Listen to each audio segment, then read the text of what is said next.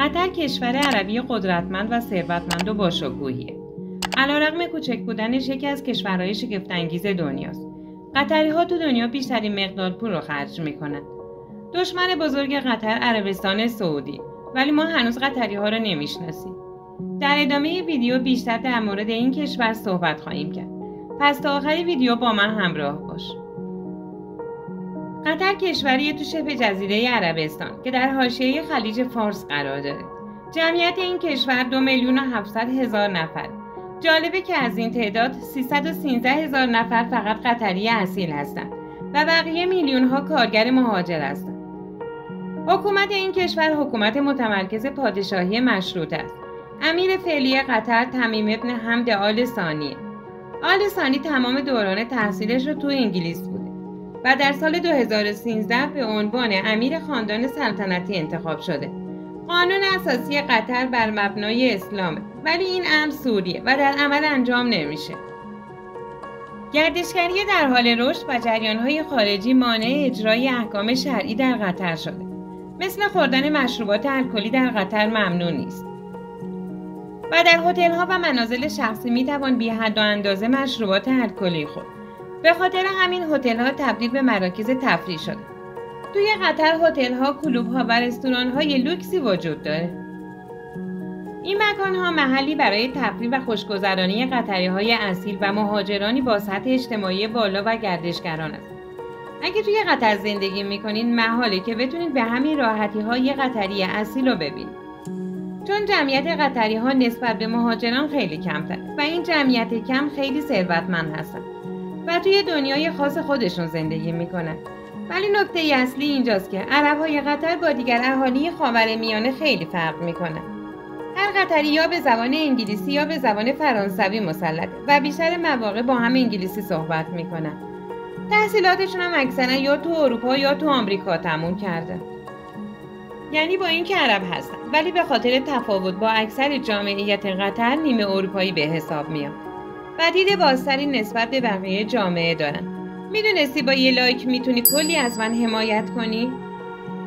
در واقع قطر میخواد به مرکز آموزشی خاورمیانه تبدیل بشه. هزینه آب، برق و گاز و تلفن برای قطری‌های اصیل کاملا رایگانه. به جز هتلداری بقیه مشاغل مالیات پرداخت نمیکنن. منبع این همه ثروت چیه؟ آیا فقط نفت است؟ نه، قطر صاحب یکی از بزرگترین ذخایر گازی طبیعی جهان و در بین کشورهای عربی اولین کشوریه که درآمد حاصل از این راه رو به شکل معقولانه و اصولی استفاده میکنه و تو کشورهای بزرگ دنیا سرمایه گذاری میکنه. قطری‌ها شرکای اصلی شرکت‌هایی مثل فولکس واگن و زیمنس هستن.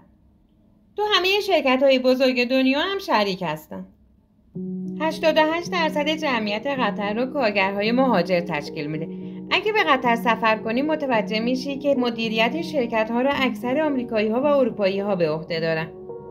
کارگرهای سطح پایین این کشور اکثرا از کشورهای فیلیپین، نپال، پاکستان، مراکش، مصر و سایر کشورهای مسلمان هستند. با وجود این همه ثروت، طبق تحقیقات انجام شده توسط سازمان عفو بین‌الملل، وضعیت کارگرها بسیار اسفناکه. از کارگرها مثل برده بهره کشی میشه. حقوق کارگرها تو این کشور با کار بیش از حد، گرسنگی، عدم استراحت و رفتارهای تحقیرآمیز نقض میشه. خصوصا کارگرایی که تو خونه کار میکنن مجبور هستن 18 ساعت کار کنن. نمادهای مربوطه اعلام کردن خیلی از کارگرها حتی یک روز هم مرخصی یا استراحت ندارن. تو هم دوست داری به این کشور سفر کنی؟ حتما نظرت رو تو کامنت ها به هم بگو. تو قطر به گردشگران اروپایی و آمریکایی اهمیت زیادی داده میشه. به همین خاطر سیستم گردشگری کشور هم با توجه به علایق و خواسته های این گردشگران ایجاد میشه. اگرچه قانون اساسی کشور بر پایه شریعته، ولی گردشگران زنی که به این کشور میان یا بقیه خارجی ها مجبور به پوشیدن حجاب نیستن. حتی تو شهر دوحه و اطرافش سواحل زیادی وجود داره. هزاران نفر با بیکینی و لباسهای شنا با شنا کردن تو دریا و همچنین از سواحل این کشور لذت میبرن. ولی برخلاف کشورهای خاورمیانه هیچی از مزاحم بقیه نمیشه. طبق گزارش شاخص صلح جهانی سال 2020 از نظر صلح و آرامش کشور قطر در بین 163 کشور تو رتبه 31 قرار داره و قطر همکنون جزو 5 کشور امن جهانه. زندگی شبانه و گردشگری دریایی از اصلی ترین تفریحات است. ورزش در این کشور خیلی مهمه. قطر پرباران ترین کشور تو شبه جزیره عربستان و از کشورهای همسایه سرسبز تره. اگه به این کشور برین فقط بیابان نمیبین و جاهای سرسبز هم تو کشور هست. تو بیابون هم فعالیت‌های ورزشی با ماشین و شتر وجود داره. به طور کلی این کشور از همه امکاناتش به خوبی استفاده کرده. فعالیت‌ها و فرصت‌های بسیاری را با استفاده از قابلیت‌های کشور به وجود آورده.